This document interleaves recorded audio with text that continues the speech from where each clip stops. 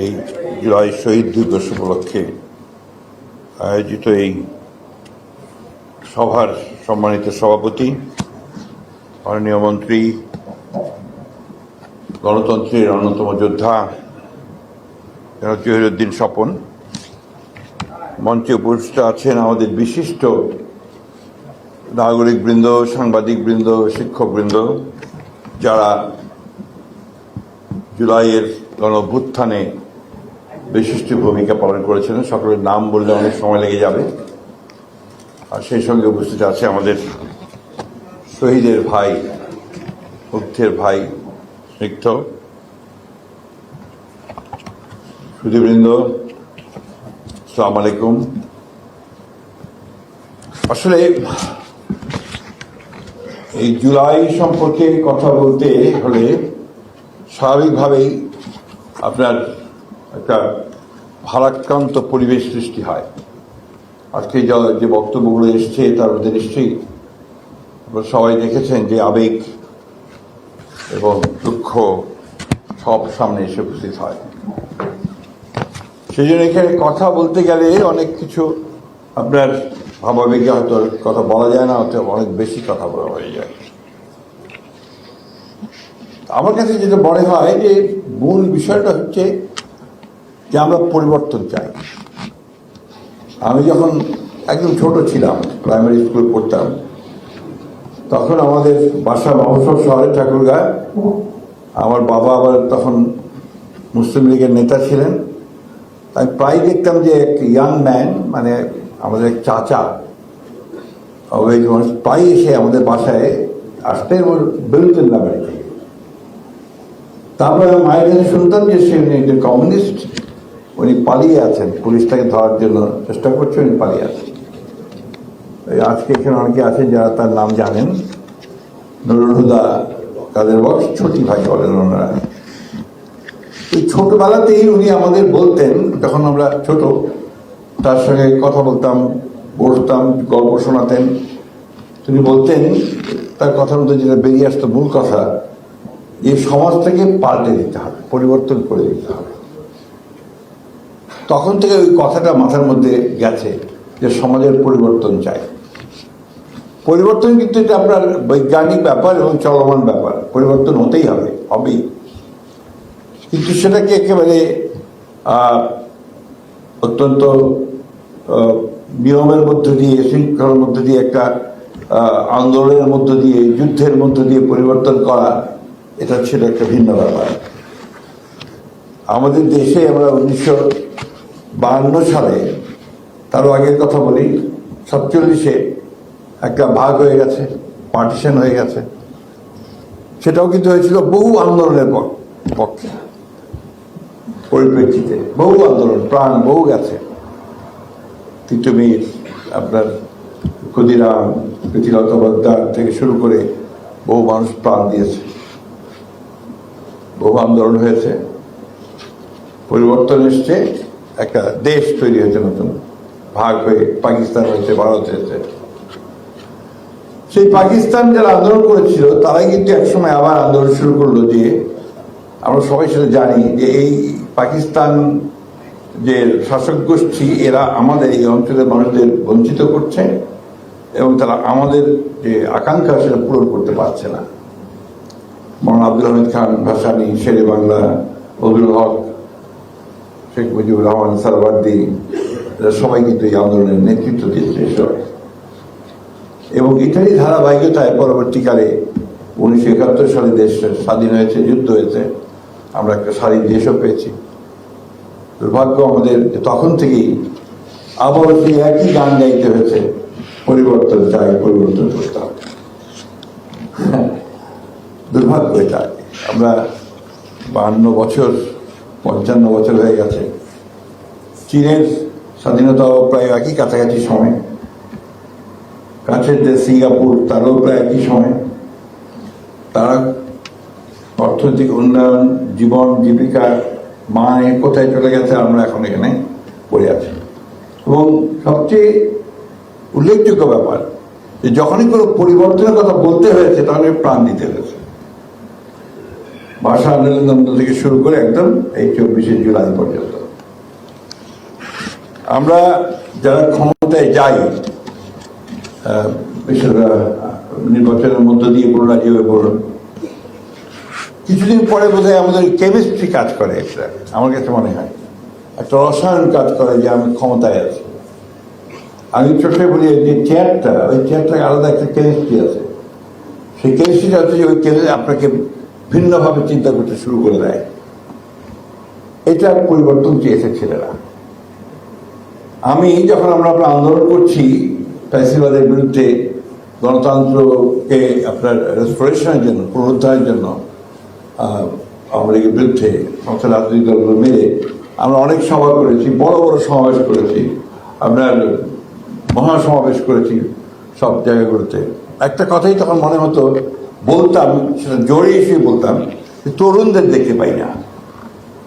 আমি সে কথা খুব জোরে সোরে বলেছি যে কোথায় আমার সেই সব তরুণেরা, যুবকেরা যারা পরিবর্তন আনবে।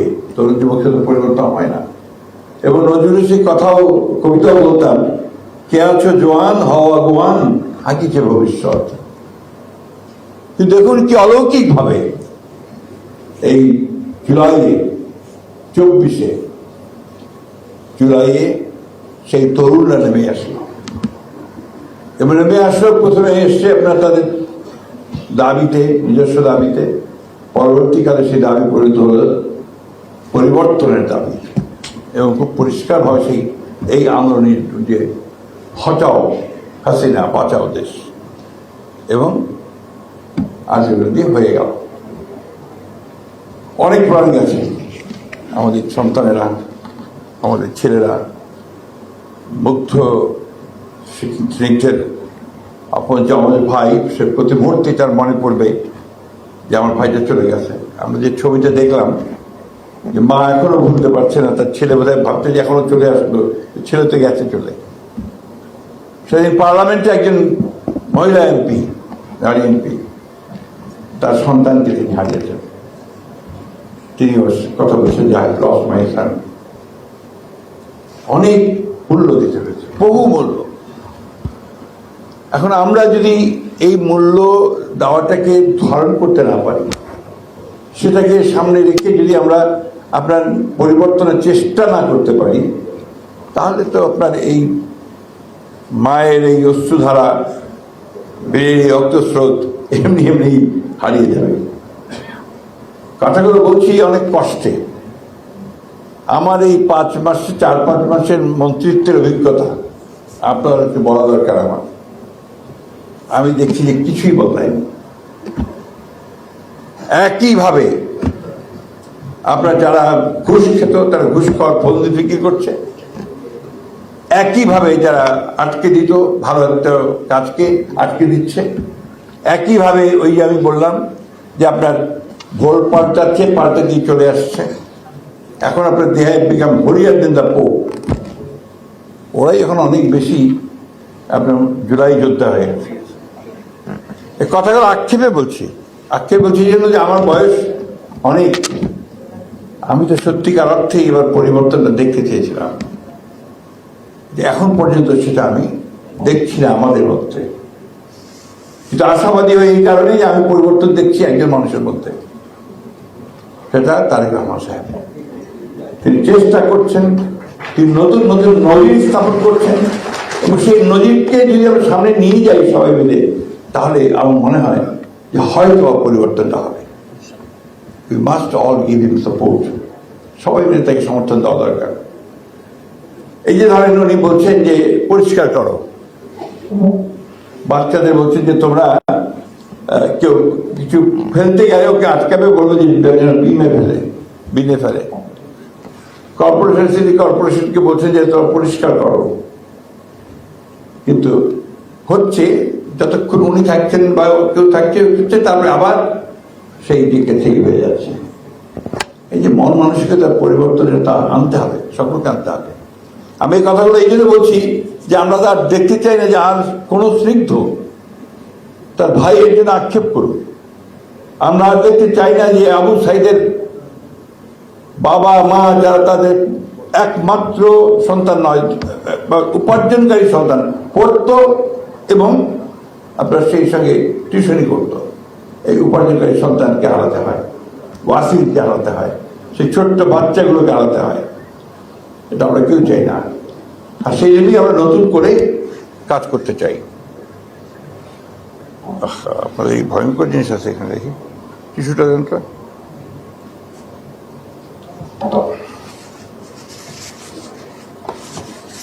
না ঠিক আছে, দেখা যাক।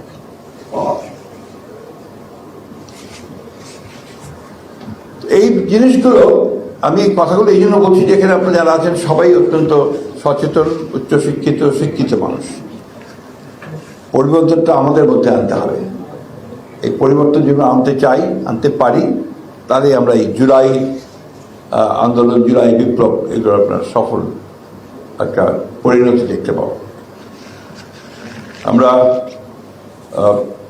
দেখতে চাই, আসলেও চাই। আমি মনে করি যে বাংলাদেশের মানুষ অনেক বেশি আপনার পরিশ্রমী, ত্যাগী, কাজ করতে পারে এবং পরিবর্তন আনতে চায়। এটা যদি সঠিকভাবে আমরা এগিয়ে নিয়ে যেতে পারি, যে যেখানে আছি সেখানে যদি আমাদের কাজটা আমরা ঠিকমতো করতে পারি, তাহলে নিশ্চয়ই আমরা সফল হব। আমি অত্যন্ত আশাবাদী যে আমাদের তরুণ নেতা জনাব তারেক রহমান, তিনি অত্যন্ত দৃঢ়তার সঙ্গে, অত্যন্ত সমস্ত আবেগগুলোকে ধারণ করে তিনি কাজ করে চলেছেন এবং প্রতি মুহূর্তেই তিনি চেষ্টা করছেন যে দেশের পরিবর্তন কীভাবে আনা যায়। আমার মনে পড়ে 5ই আগস্টে সব কিছুর ঘটনার পরে আপনার রাতে আমি গিয়েছিলাম আপনার হাসপাতালে, ম্যাডাম ছিলেন তখন এভার কেয়ার হাসপাতালে।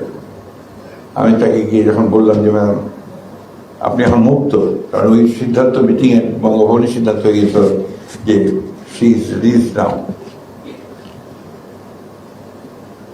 তো আপনার তো এখন একটা বাণী ম্যাডাম দেশবাসীকে দিতে হবে, আর আপনি যদি বাণীটা না দেন তাহলে যে অবস্থা সৃষ্টি হবে সেটা নিয়ন্ত্রণ করা যাবে না। আমি খুবই অসুস্থ, আমি তো কিছু বলতে পারবো না। আপনি 2-4-5 কথা আপনি বলেন, রেকর্ড করে নিয়ে আমরা সেটা দিই। আমরা রেকর্ড করেছিলাম, আপনার মনে থাকার কথা।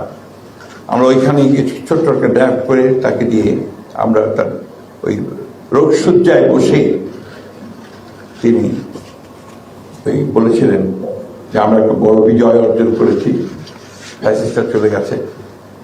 কিন্তু আমি আপনাদের কাছে অনুরোধ করব যে প্রতিশোধ নয়, প্রতিহিংসা নয়, আসুন আমরা সবাই ঐক্যবদ্ধ হয়ে ভালোবাসার সঙ্গে দেশটাকে গড়ে তুলি।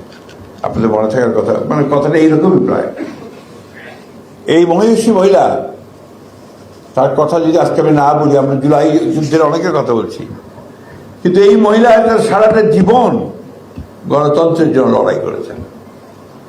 সারা জীবন, যখন থেকে তিনি রাজনীতিতে এসছেন তখন থেকে তিনি এই গণতন্ত্রের জন্যই লড়াই করেছেন। ক্ষমতায় থেকেছেন তখনও, যখন বিরোধী ছিলেন, বিরোধী ছিলেন তখন।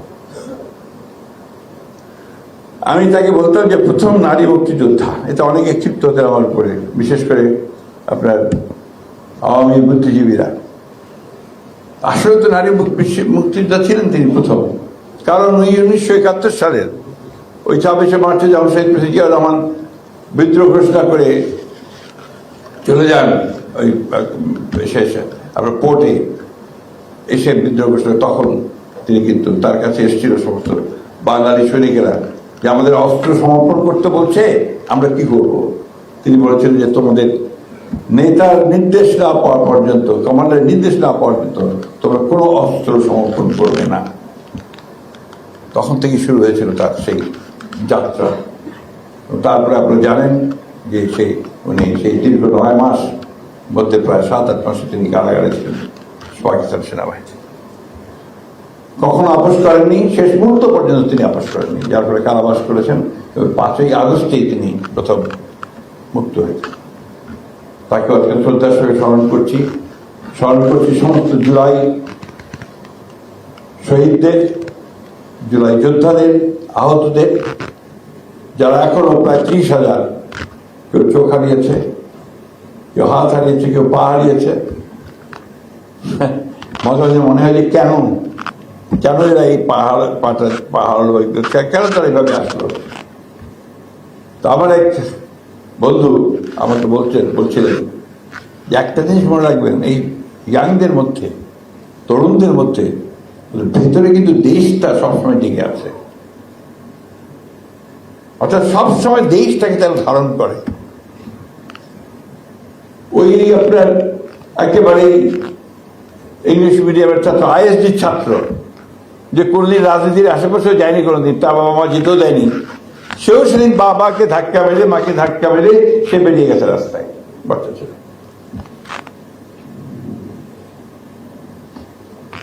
কষ্ট হয়।